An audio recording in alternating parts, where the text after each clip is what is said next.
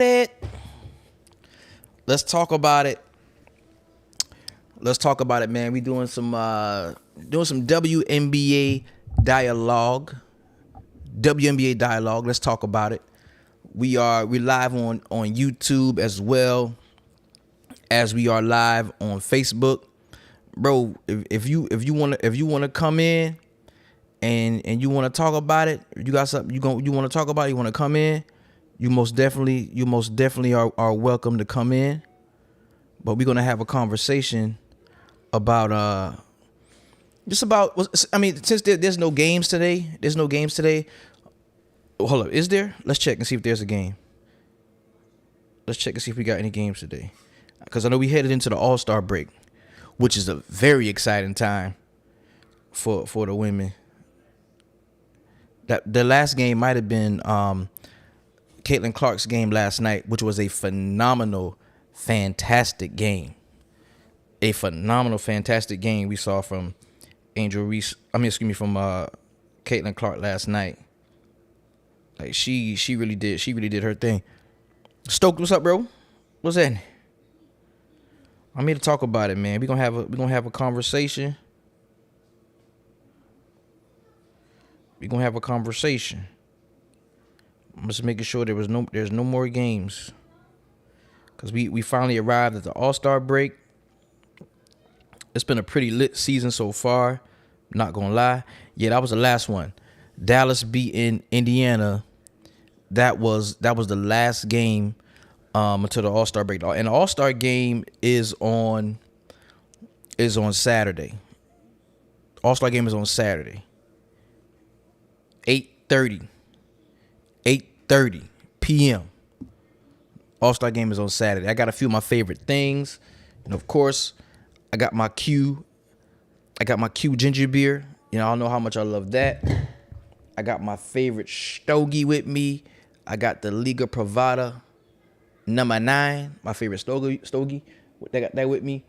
And we gonna talk a little bit of WNBA. Like I said, I'm live on Facebook and I'm live on YouTube. So we gonna get it started. You know what I'm saying? So far so good for both of these players. I'm gonna come straight out the gate, and I'm gonna say that so far so good for both of these players.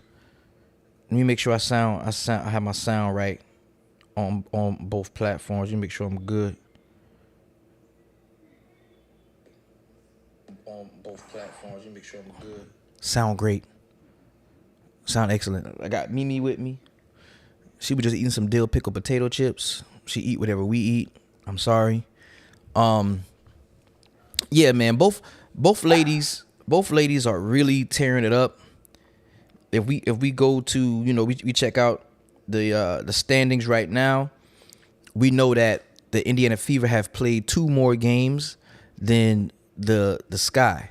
So I think the Fever are 11-15, and the Sky are 10-14. So technically, the Indiana Fever are in 7th place in the playoff race, and we know 8 teams make the playoffs, and the Chicago Sky right behind them, in the 8th spot. And right now, Caitlin Clark is leading the league in assists, 8.2 assists per game. She's definitely doing that. And we also see that Angel Reese is now second. She's a 1/10 of a percentage point behind. Look at my baby. She's 1/10 of a percentage point behind Asia Wilson, who's the league's best player without a doubt, hands down. That's the league's best player. But she's 1/10 of a percentage point behind, tying with her for first place in rebounds. And she, for a good minute, she was the league's leader in average rebounds, right? And I bring all this stuff up because I want to talk about, and these are the 4 points. Should I point this way? These are the 4 points that I have, and I'm willing to discuss any of these 4 points with anyone who agrees or disagrees with me. I can send you a link. You can come on, and we can have an in-depth conversation about what you think. As a matter of fact, I'm a copy the link and I'm gonna post it right here in the comments. I'm gonna post that link in the comments. And I'm gonna pin that link and I'm gonna post it right there in the comments. If you want to jump in and dispute whatever I'm saying or agree, disagree, whatever you want to do, let's talk about it, right? But let's get into my first point. I'm going from the bottom up, okay? My very first point is we talk about whose game translate better to the next level, right? Because, I mean, I don't know what y'all think, but me, if I'm thinking as a GM right now, let's say I'm thinking as a GM, a general manager of a WNBA franchise, right? If I'm doing that, I'm thinking about how to improve my team to the point to where we are championship contending or, we're winning a championship. And I'm the Indiana Fever. If I don't have the hype, the hoopla, the pressure, and all of these things surrounding me based on one player and that player's marketability, likability, and of course, her talent. I'm talking about Caitlin Clark because she is definitely one of the more talented players coming out of college. If I don't have all those things that's directing me, leading me, guiding me, pretty much forcing me to take Caitlin Clark with the very first pick in the WNBA draft, me, Maurice Simmons, if I was the GM, am I taking Caitlin Clark first? And the answer to that is no. I am not taking Caitlin Clark with the first pick. I'm not. If I was a GM in the league and I was not being pressured by the powers that be, I would just going simply off, bro, I want to win championships. I want to be one of those GMs that win a chip. I'm not taking Caitlin Clark first. Not with Camila Cardoso, Rickea Jackson, Cameron Bank, and of course, Angel Reese out there ahead of her. And I'm going to tell you why I'm not taking Caitlin Clark first. It's because I understand that this is a big women's game. This is not the NBA. This is not where, you have players that are so skilled with size that it doesn't matter what position they play or what they want to play because we can just plug them anywhere we might need them. That's not the league that they're playing in. They're not playing in the NBA. And that's one of my biggest gripes for a lot of y'all that came over from NBA. While I appreciate you being here, but my biggest gripe against a lot of y'all that came over from the NBA and started watching the W when y'all started watching Caitlin Clark in college is that you're viewing the game through NBA eyes. And NBA basketball, NBA type mindset, an NBA type work ethic, an NBA type game is not what's going to win championships in the WNBA. It's not. It's not. It's just not. And that's a fact. So it's very hard to discuss the WNBA with people that are so fixated on their experiences with the NBA. And we saw that happen in the beginning when they were talking about, well, why don't you just lower the rims? If you've ever said lower the rims, if you've ever said, the dunk is not, there's no dunking in the game, I don't give a fuck what you got to say about the WNBA. Shut the fuck up. If you've ever said that, bro, I don't give a fuck what you got to say about the WNBA because you're not watching. You're not watching hoping to see the W. You're watching hoping to see the NBA. And that's something that they can never give you. They can't give you that same experience. You're not going to get that. To me, people that watch the WNBA hoping to see what they see in the NBA are like people watching basketball, watching NBA, hoping to see hockey. It's that far removed as a game. It's that far removed as a skill set. You see what I'm saying? It's that far removed. So that's the first thing. And when and going back to why I said I would take any one of those players, I'm talking about why I would take Cardoso, why I would take Rickea Jackson, why I would take Cameron Brink, why I would take Angel Reese ahead of Caitlin Clark. The reason why I'm saying that is because, like I said, I understand it's a big women's game. And I'm looking at players in college and I'm asking myself, what I'm seeing in college, I love it. I love what I'm seeing in college. Caitlin Clark was a top 2 scorer in college, second in the nation in scoring. That's wonderful. That's beautiful, right? Caitlin Clark was also top 3 or top 5. I can't remember exactly, in assists. So when I'm looking at Caitlin Clark in college, I'm saying, wow, this is a player that scores the ball at one of the highest clips in the country. And this ain't out of 12 teams. This is out of 100 some odd Division I programs. She is one of the elite scorers in the country, right?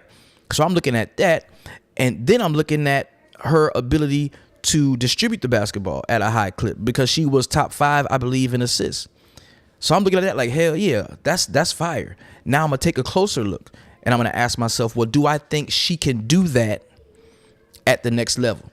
Do I think that Caitlin Clark's game will copy and paste at the next level? Is she a player that I feel like can be a top 5 scorer as well as a top 5 player in assists? Can she do that? And when I look at her play, when I watch the games, when I see the system that she's coming from in Iowa, where you had a bunch of girls playing with her that was very decent, but most of them were just happy they were on the team, and they were willing.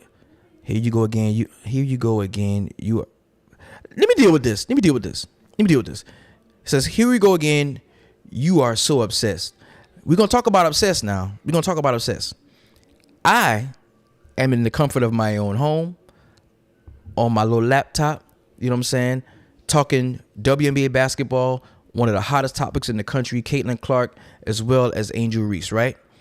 I'm talking about one of the hotter topics in sports right now, basketball. I love basketball. You're watching me on my live, calling me obsessed. How does that make sense to you, my brother? You're saying I'm obsessed, and you're right now watching me. I can't see you. I don't know where you are.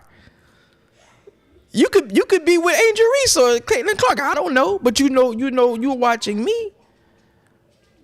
So let me do my thing.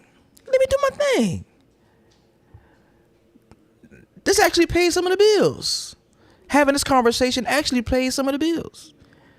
I'm on my monetized YouTube channel as we speak, and my monetized Facebook channel as we speak. And I'm recording this as we speak, and I'm gonna chop it up, and I'm gonna make little clips, and I'm gonna put them on my monetized TikTok and make me a few more dollars. And I ain't rapping about hurting nobody, robbing nobody, stealing, killing, none of that. But I am obsessed. Let's read. Here we go. Another one. This is a very long comment, bro. Anybody wants to read this, let me know. This is a very long comment. I understand your point, but do you think with the WNBA gaining more exposure, the game will evolve similar to how the NBA previously evolved? By evolving, I mean spreading the floor and having players able to shoot from outside more than making it an inside game. I think Caitlin Clark might be one of those generational players that help evolve the NBA. Very respectful point, Brandon. I like this. Spot on. That's a great point, and I'm glad you made that. But you're jumping a little ahead of my monologue. You're jumping ahead a little bit ahead of my monologue, because I do address that in my second point when I'm going to explain how Caitlin Clark is not a generational talent. But the point you made was absolutely fantastic. But we're going to get to that. Now, back to what I'm saying. As I'm looking at Caitlin Clark, I'm looking at her game in college. I'm a GM, I don't have the pressure from everybody, because let's be real. It's a numbers game. People that didn't understand why Colin Kaepernick never took another snap in the NFL, they don't understand that. I get it. It's a numbers thing, because I guarantee you, if the fans wanted to see him play again, he would have played again. Because at the end of the day, it's a money thing. People want to see Caitlin Clark. We live in a society that's 65% white. They want to see Caitlin Clark play. And I'm one of the people that want to see Caitlin Clark play. So when you have 80% of the people that want to see Caitlin Clark play, she should be playing. That's it.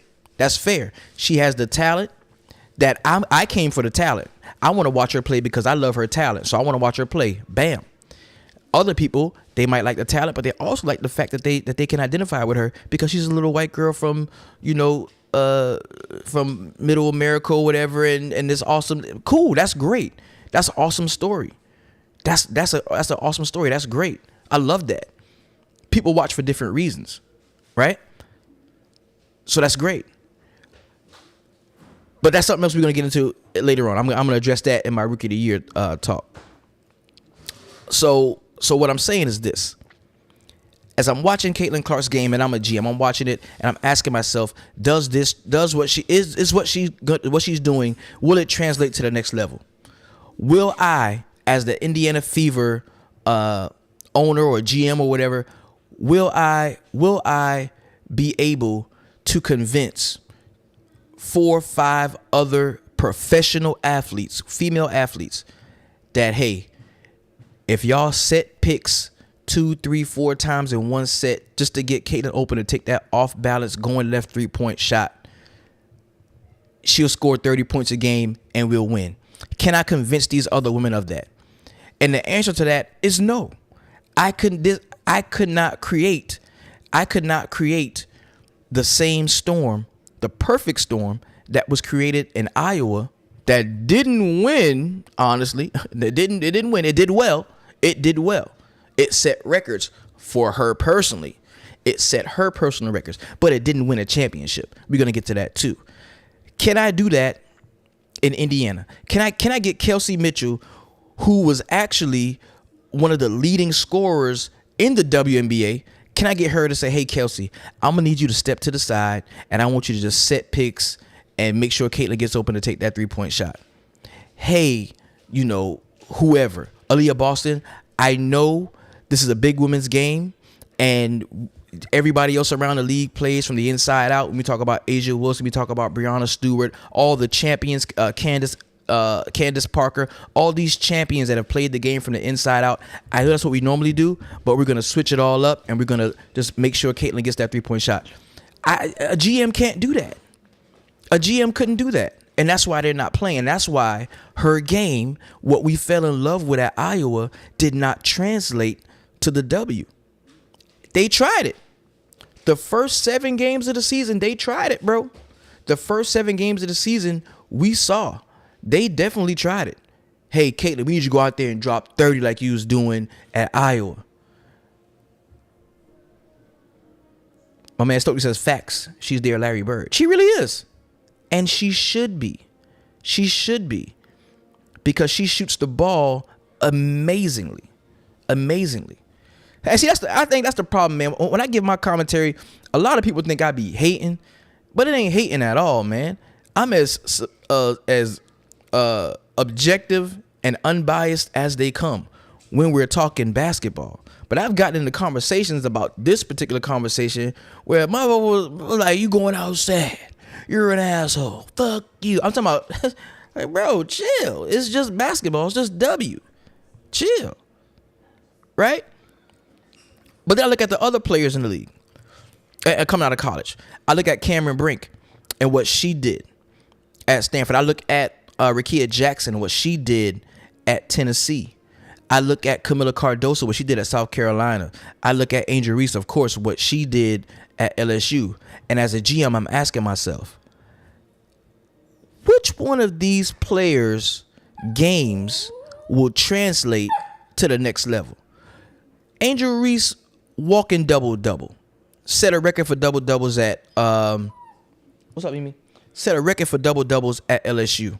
I believe she had 30 plus. Right? Set the record for double-doubles at LSU. Well, guess what she just did in her first year as a rookie? Guess what she just did? Set the record for double-doubles. Her game was copy and paste. Her game was copy and paste. The same thing she did in high school is the same thing she did in college. Might I add, in high school, she won 3 consecutive state championships. I'm going to add that. The same thing she did. She's a champion in high school. Same thing she did in college. A champion in college. won a national championship, set the record for double-doubles. You have no idea what you're talking about. You lost me out. Well, there's the door, bro. Get up out of here. There's the door. Get up out of here. Right? Same thing she did in high school, Angel Reese did in college. And I believe she's going to do the very same thing in the WNBA. Because we have not arrived yet. See, a lot of you basketball people, man, you NBA people, all y'all know is NBA. You haven't been watching the W. You haven't been watching women's college basketball. You haven't been watching women's or girls high school basketball. You haven't been watching middle school girls basketball. So you really don't understand the premium that is size. You don't understand that there's like 3 women in the W that are 6'7". There's like 3 of them. It's Brittany Griner, the chick from Dallas, I can't remember her name, number 15, and Camila Cardoso. So by just having one of these women, you put yourself at the center position in rarefied air. So bigs are premium. Bigs are premium in the WNBA game. And what I'm saying is, my very first pick would have been the biggest, most talented player that there is, because that player is probably going to get me to a championship before a guard.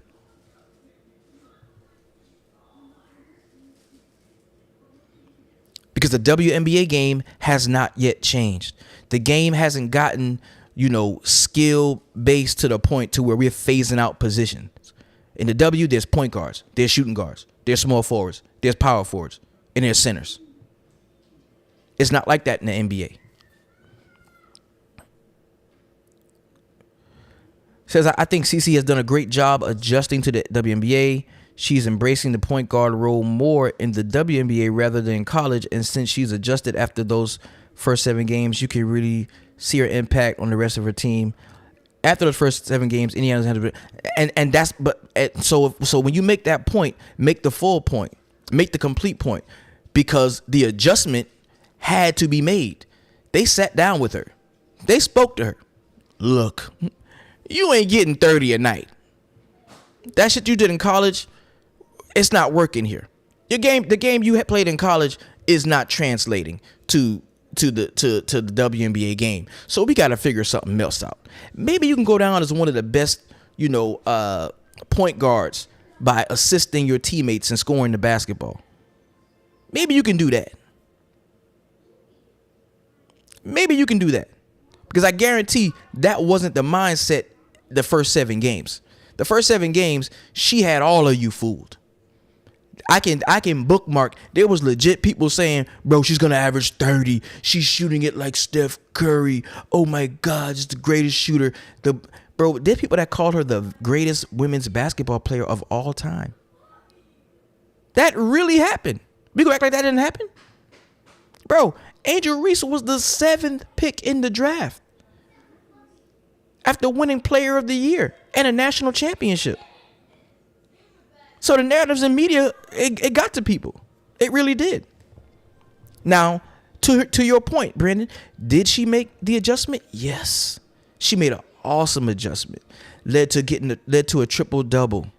Led to setting a record for assists in the game with 19.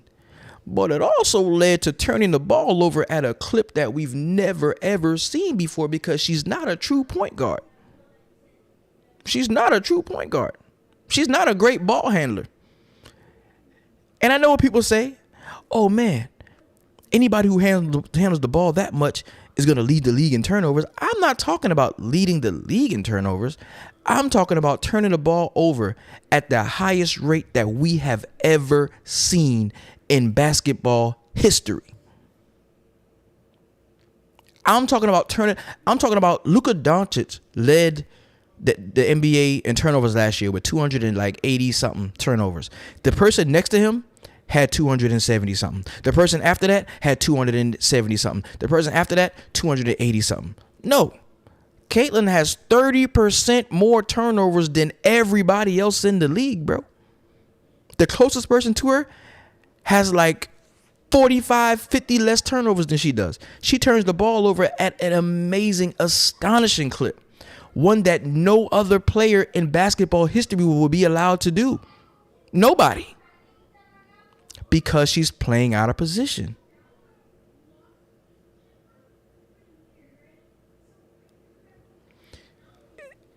And this is another point.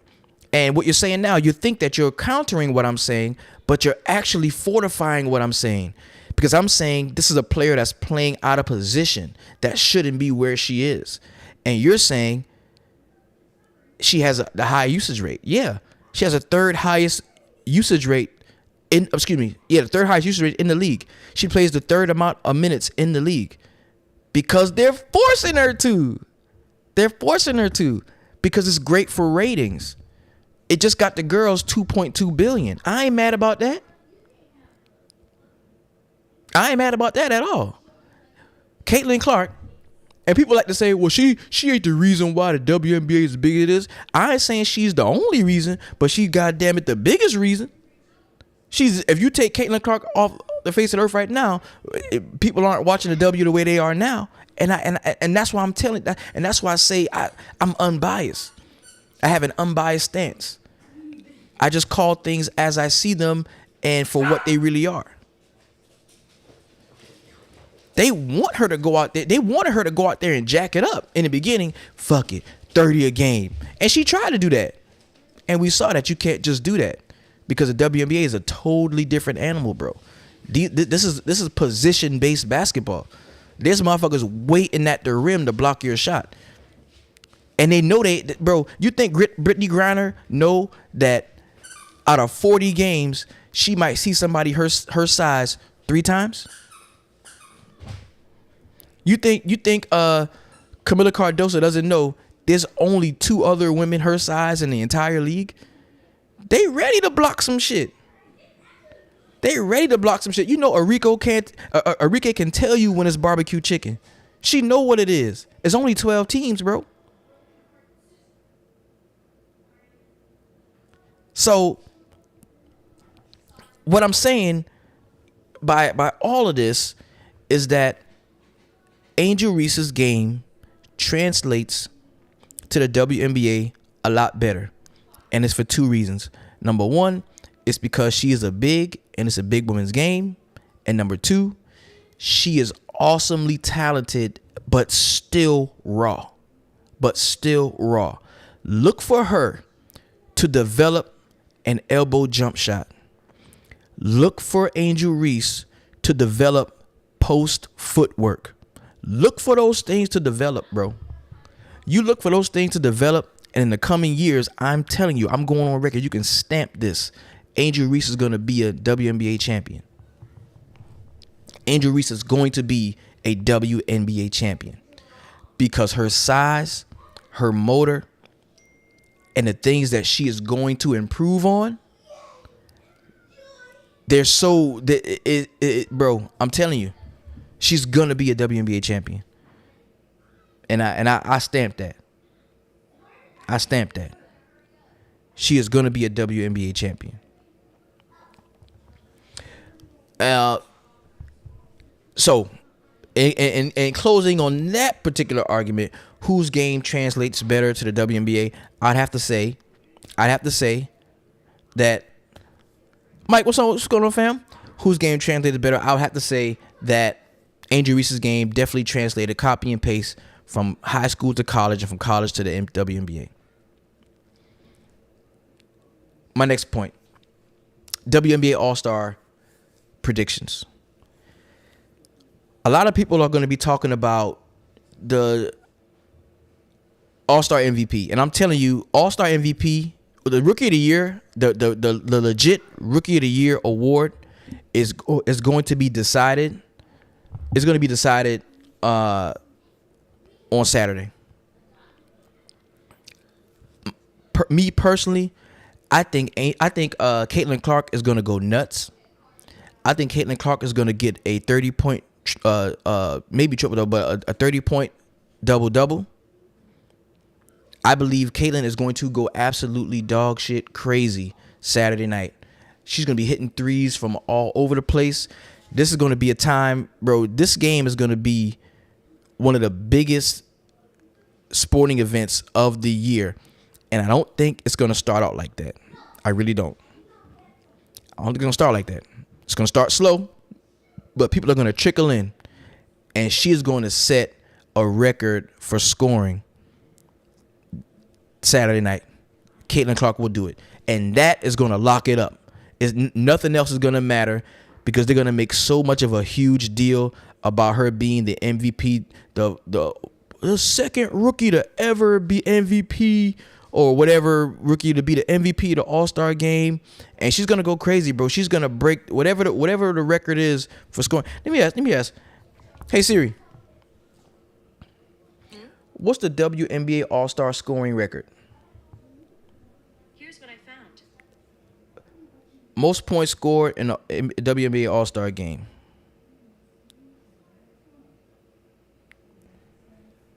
WNBA All-Star.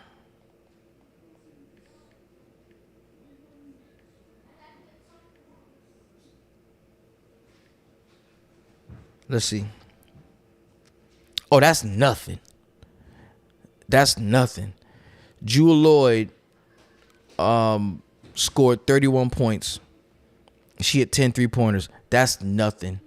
Caitlin about to blow that out the fucking water. Caitlin about to kill that. Caitlin about to kill that. 32 points is all she need. Bro, she's gonna break. Bro, she might score. She gonna drop a 40 ball. Mark that down. I said it. Caitlin Clark is gonna drop a 40 ball. A 40 ball in the All-Star game, which is gonna lock up Rookie of the Year for her. Not for me, but for everybody else. That's for everybody. And you know why? Because she's going to have the ball in her hands most of the game. It's what everybody wants to see. It's why people are going to tune into the game. And, of course, Angel Reese is going to be a big. Angel Reese is going to be a big in that game. So she's not going to be able to control it. That's something that she's not. That's something that's going to be out of her control. She might go crazy for a double-double. Oh, 10 points, 10 rebounds, whatever. But, no, Caitlin is going to go crazy. She's going to make everybody she's going to give everybody something to talk about. Going to give everybody – one or two things are gonna happen.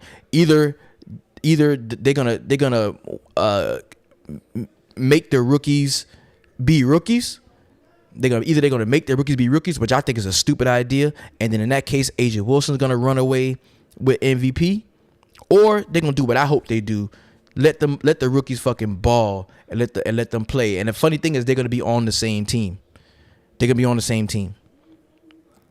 So that's my WNBA All-Star prediction that CC is gonna go ape shit. She's gonna go nuts, and they're gonna win. Funny thing, they might lose though. Their team might lose. Fuck that. No, they're gonna win. And we're gonna see some playful laughing banter and some love between Angel Reese and CeCe, because they're going to be on the same team. We're going to see that too.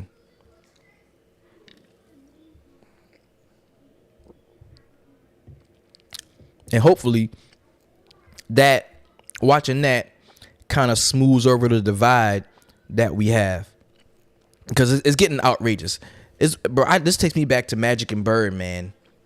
And people were really mean on both sides. Black folks that love Magic, white folks that love Bird, they were very, very mean to each other in discussing, both of those players. And I hate to see that. And it's starting to get like that with Caitlin Clark and CeCe. It really is. And that's unfortunate, you know what I'm saying? Because sports are supposed to unite people, not divide. You know what I'm saying? We can be divided into teams, and we can be divided, in our opinions about the game. But when we start to be divided as people based off, the either the gender or the race of players, I think that's kind of whack. So for all the people that call me like a CC hater, you're a hater because she's a white girl, that couldn't be further from the truth. I'm a New York Liberty fan. My favorite player in the league, aside from Angel Reese, is Breonna Stewart. No question. Love Breonna Stewart. One of my faves. One of my faves. So that's my prediction for the W All-Star game. I got CC going ham, dropping a 40 ball, and locking up Rookie of the Year with that performance. It's going to be dramatic. They're going to be, all the stars going to be there. This is going to be a moment for the ages. If y'all think that, like, there's been certain moments that solidify the dawning of a new era, you ain't seen nothing like you're going to see on Saturday. Trust.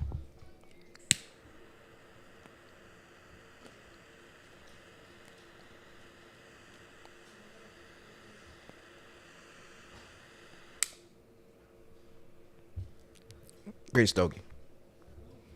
You ain't seen nothing like you're gonna see Saturday. On Saturday, you're gonna see a real dog. You're gonna see Angel gonna go crazy because the defense gonna be lackadaisical a little bit. They play a little harder than the men, but it's gonna be a little lackadaisical. And Caitlyn gonna go crazy, and they gonna start trying to lock her up in the end, and she ain't having it. She gonna be shooting that bitch from damn near the logo, and it's gonna be going in, and they gonna go crazy. That's my WNBA All-Star prediction.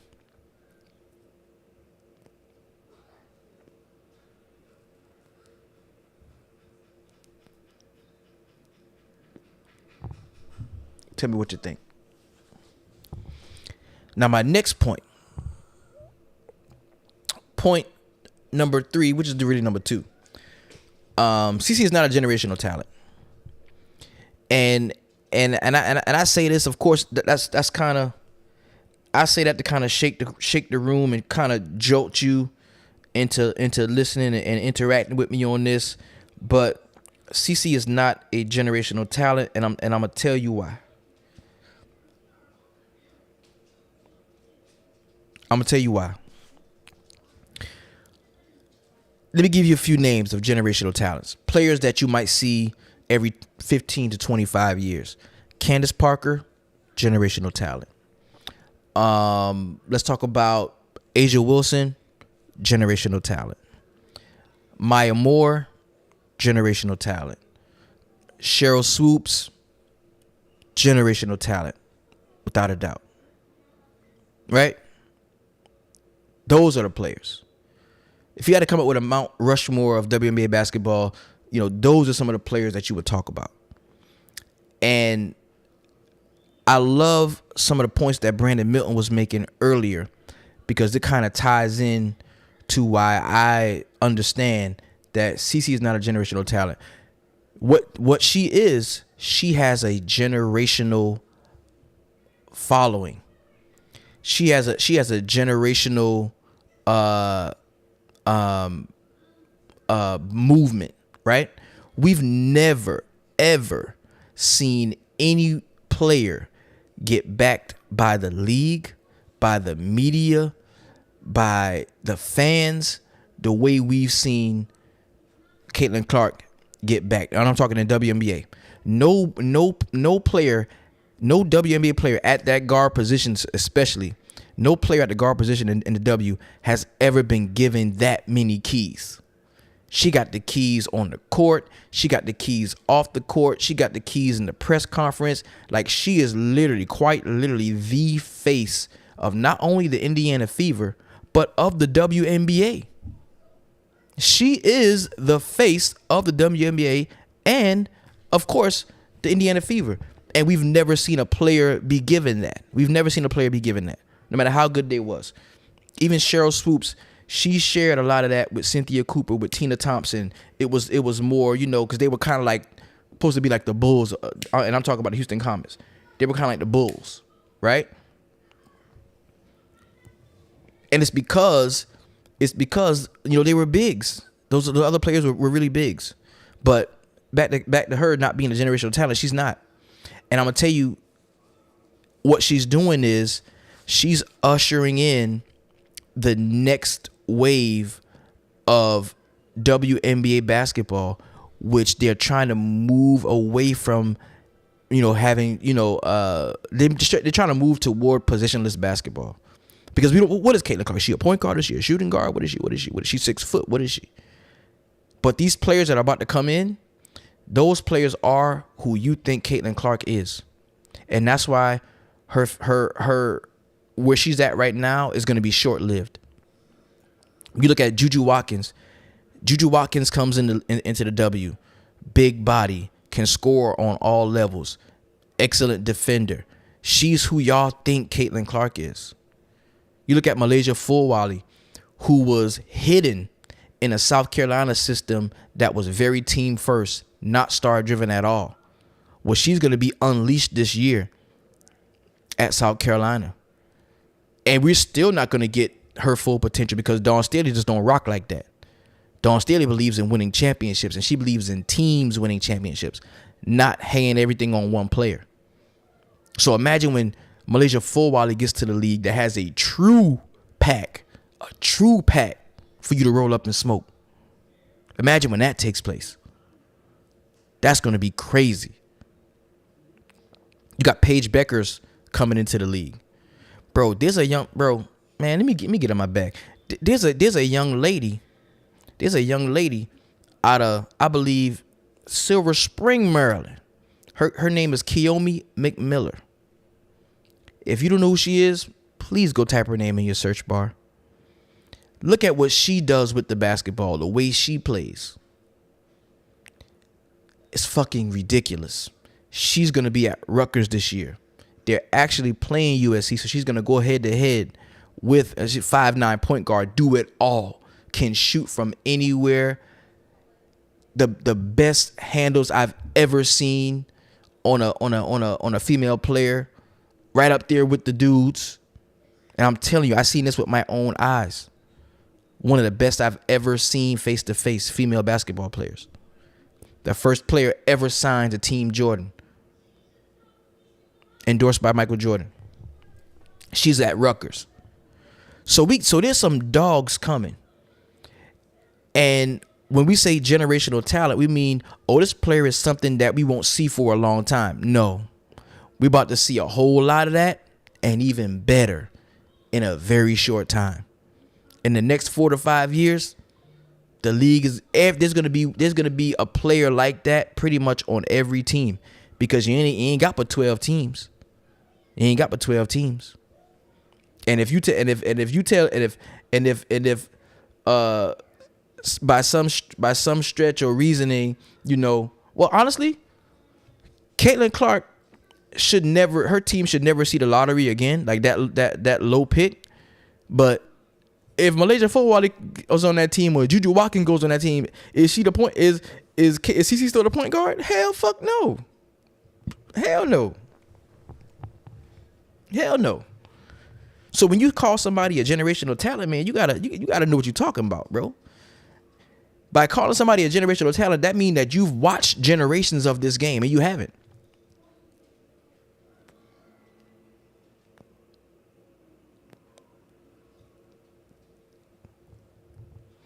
If you wasn't watching the W in 1997, you can't call nobody no generational talent. You don't fucking know.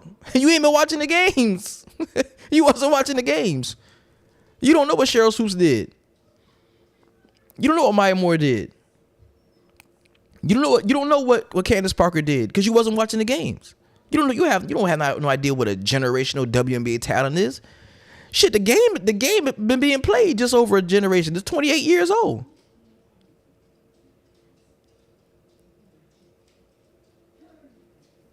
And counting.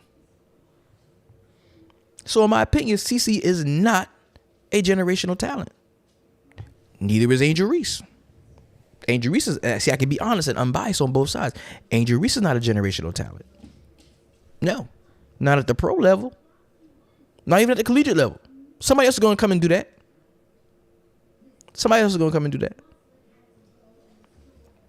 Because I'm telling you, it's very hard to convince professional athletes, hey, Kelsey Mitchell, I know you're the leading scorer in Indiana Fever history, but this is what I want you to do. I want you to step to the side, and I want you to set screens on screens on screens so we can get Caitlin open to shoot that deep three-point shot, stumbling, bumbling, going left. Them girls ain't doing that shit. Kelsey Mitchell thinks, shit, if you set them picks for me, I can knock that shot down. I can average 15, 16, 30, whatever, as she's shown. Because she's the Indiana Fever leading scorer. Right? And my final point, I ain't gonna go too back and forth too much about this, but Angel Reese is my rookie of the year. She's my rookie of the year, and I say this because I feel like it's the degree of difficulty in setting the record for double doubles. What was it? 15 straight games, 14, 15 straight games of double doubles, setting the record as a rookie. That's it. Yeah, CC had a triple double. That's one game. Yeah, she set the record for assists. That's one game. But she also had games where she scored 3 fucking points. Single digit points. She also had games where she had 10 fucking turnovers. Which is also a record. And that's the thing. When we talk about the records, when we talk about CC, we only talk about the good records. We don't talk about the record 10 turnovers that she had. Or we don't talk about how over the course of the season she's setting a record for turnovers. And this is not just, a record like this ain't just like she's setting a record. This is in W. This is a record across any sport. No player has ever had this much more assists than the other players. I mean, it should be this much more turnovers than the other players. That's a record. That's a record. But who am I? I tell you who I am. Somebody that knows a lot more about the WNBA than most of you. And it is what it is. But those are my 4 points, man. Feel free to mix it up in the comments. Don't forget to like, subscribe to the channel, man. Share the video. This has been the Barber Mosaic. And I'm out.